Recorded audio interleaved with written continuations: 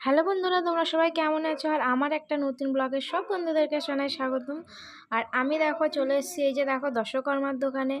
আর এসেছি কি করতে বলো তো, শিবরাত্রির আগামীকাল শিবরাত্রি আছে, তাই জন্যে সব কিছু জিনিসপত্র দশকর্মাতে কিনতে এসেছি। আর ওইদিকে আমার ফলমূল কেনা হয়ে গেছে। আর চলে আসলাম বাড়িতে, ছেলে খেলা করছিল আর এইদিকে জামা ছাড়িয়ে নিয়ে চলে আসলাম এই ঘরে। আর মা এনেছে এই যে জুতো, মানে চটি কিনে এনেছে কিটো। তো এই কিটোটা নাকি পছন্দ হচ্ছে না, এই যে আমার বরের এই কিটোটা ওর পছন্দ হয়নি। তো দুখানা কিটো আনা হয়েছিল আর কি। তো দুখানা কিটোর মধ্যে এই কিটোটা নাকি খুব পছন্দ হচ্ছে না বলছে। আর একটা এনেছে, যে দেখো একটা দেওরের আছে, তো ওইটা পাল্টানো হবে আগামীকাল। আর চলো বন্ধুরা, আগামীকাল রাত্রির থেকে পরের দিন অবধি ব্লগটা দেবো তোমাদের।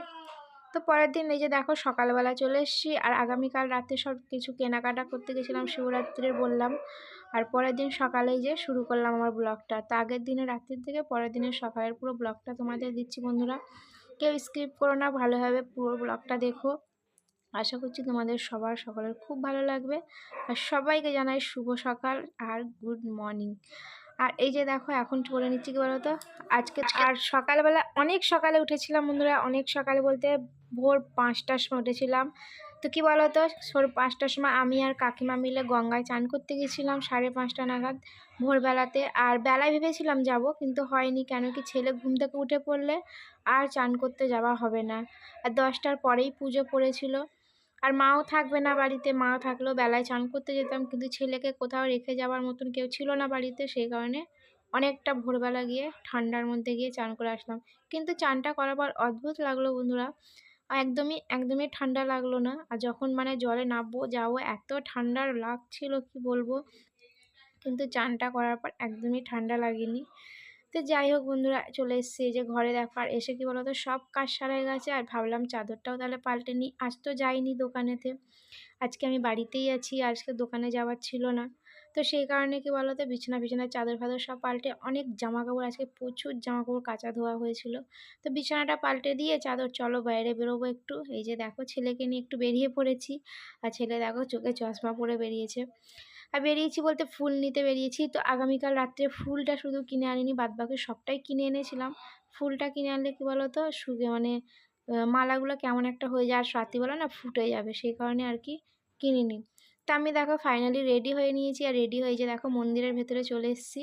আর এই যে দেখো টাটকা একদম মালা, কাঁটা ফলগুলো কিনে নিয়েছিলাম, ফুলগুলো একদম টাটকা ফুল। এই যে দেখো মালাগুলো দেখেই বুঝতে পারছো সাদা রঙের মালা নিয়েছি। আর চলে এসেছি, আর প্রচুর প্রচুর ভিড়। তা একটা একটা করে লাইন মানে অনুযায়ী আর কি যাচ্ছি, সবাই বসছি আর কি পুজো দিতে। আর দেখো সামনেই আছে গঙ্গা। তো এই যে গঙ্গায় সকালবেলা এখানেই চান করতে এসেছিলাম। আর ভেজা কাপড়ে কি বলো তো, মন্দিরে এখন ঢুকতে দিচ্ছে না। তো মার্বেল মেজে পুরো জল জল হয়ে গেলে না, সবাই হড়কে যায়, স্লিপ খেয়ে পড়ে যায়।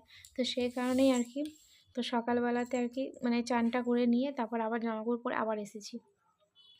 তো দেখতেই পাচ্ছ একজন পর একজন করে বসছে এইভাবে। তো একটা লাইন বসে গেছে, আবার একটা লাইন বসবে। তো এর পরেরটা আমরা বসবো, এই যে এরা সবাই বসেছে। আর এই দিদি ভাইদের হয়ে গেলে তারপরে আমরা বসবো। আর এত ফল ফুল হচ্ছে ঠাকুরের কাছে এখন, সবগুলো দেখো আবার পরিষ্কার করছে, পরিষ্কার করে আবার করে নতুন করে মালা পরানো হচ্ছে। আর ঘি দই মধু সব মাখিয়ে দিয়ে আবার নতুন করে আর কি মালা পরিয়ে দিচ্ছে। তো একবার করে পুজো হচ্ছে, একবার করে আবার সব পরিষ্কার করে আবার মধু ঘি মাখানো হচ্ছে। তো এই হয়েছে। তো দেখো এখন এদের পুজোটা হয়ে গেলে এবার এই যে আমিও দেখো বসে পড়েছি ওই যে একদম কোণেতে, দেখতে পাচ্ছ। তো ফাইনালি আমারও পুজো দেওয়া বসা হয়ে গেছে। লাইন তো অনেক পড়েছিল বন্ধুরা, আর ছেলে ভীষণ ছটপট করছিল। তো একবার ভাবলাম কোলে নিয়ে বসবো। তো দেখতেই পাবে কিছুক্ষণের জন্য কোলে ছেলেকে নিতে যাচ্ছিলাম বসবো বলে। তো এখন দেখো ঢালা হচ্ছে জল, দুধ জল। আর কেমন লাগলো ব্লগটা অবশ্যই কিন্তু বন্ধুরা কমেন্টে জানিও তোমরা। আর এই যে সারাদিনের উপোসের পর এখন 1টা বাজতে যাচ্ছে, জল ঢেলতে এসেছি। আর যেতে যেতে বাড়িতে কটা বেজে গেছিলো বলো তো, 2:30 বেজে গেছিলো।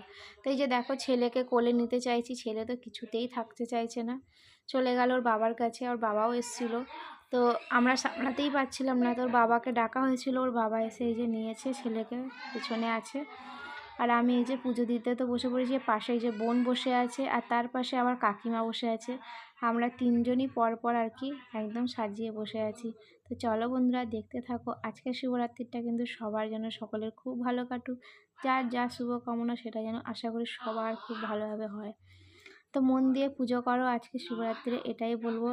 নিষ্ঠাভাবে করলে না সব কিছুই খুব ভালো হয়। তো ফল দেখতে পাচ্ছ পুরো ঠাকুর একদম ঢাকা পড়ে গেছে, এত ফল আর এতই হয়েছে। তো এইগুলো আবারও এগুলো কী বলো তো পরিষ্কার করা হবে, পরিষ্কার করে আবার নতুন করে আবার সবাই জল ঢালবে। তো এরকম করে করে অনেকক্ষণ চলবে। আজকে তো এমনিও সারাটা দিনই পুজো আছে বন্ধুরা, কালকে সকাল অবধি 8:30 অবধি আর কি আছে পুজোটা। 8:30টার পর বলছে নাকি ছাড়বে।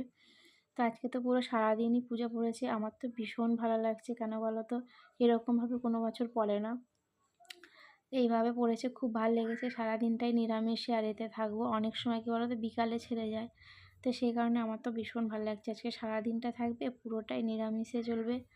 আর লুচি পরোটা এসবই খাওয়া হবে। বাড়িতে তো পরোটা হয়েছে, তো চলো একে একে সবটাই দেখাবো। আর সাগুটা আমি ভিজিয়েই বাড়িতে এসেছি।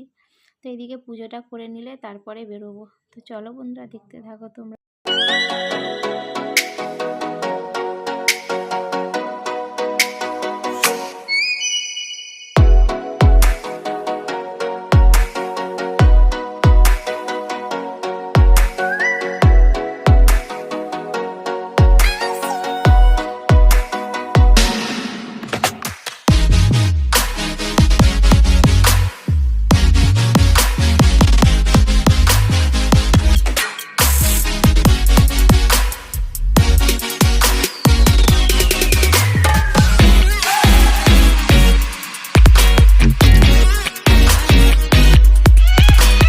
তো এইদিকে দেখো পুজো হয়ে গেছে, আর ছেলেকে নিয়ে যে ওর বাবার কাকা চলে এসেছিলো গঙ্গাঘাটেতে, আর আমি চলে এসেছি এই যে ফাইনালি দেখো বাড়িতে। সাবু ভেজানো ছিল এক বাটি বললাম, আর এই যে নারকেল নিয়ে নিয়েছি।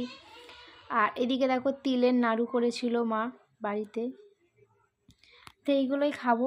তো চলো সাবুটা মাখতে বসে পড়ি, আর কলাগুলো সব ছাড়িয়ে নেবো, কলা দিয়ে মাখবো। আর সাবু মাখা আমার খেতে খেতে কিন্তু ভীষণ ভীষণ ভালো লাগে, কী বলবো। আর সাবুটা আমি কিন্তু খুবই খুবই সুন্দর নাকি মাখি, সবাই বলে। তো এই যে সাবু মাখতে গিয়ে বসে পড়েছি, আর এই যে সাবু টাবুই খাওয়া হবে রাত্রিরে, এই রাতে বলছি দুপুরবেলাতে আর কি। আর রাত্রিরের জন্য পরোটাটা ভাবছি খাবো। তো দেখো সামনে ক্যাসারোল বসানো আছে, তো তরকারি পরোটা মা করেই গেছিলো। তো সাবুটা খেয়ে কী হয়েছে বলো তো, এত পেট ভরে গেছিলো আর খেতে ইচ্ছা করছিল না, পরোটাটা পুরোই পড়েছিল। আর জানি না, দেখি যদি খিদে পায় তাহলে পরে আবার কি পরোটাটা খাওয়া হবে। আর আমি এই যে দেখো খেজুরগুলোও ছাড়িয়ে ছাড়িয়ে দিয়ে দিচ্ছি।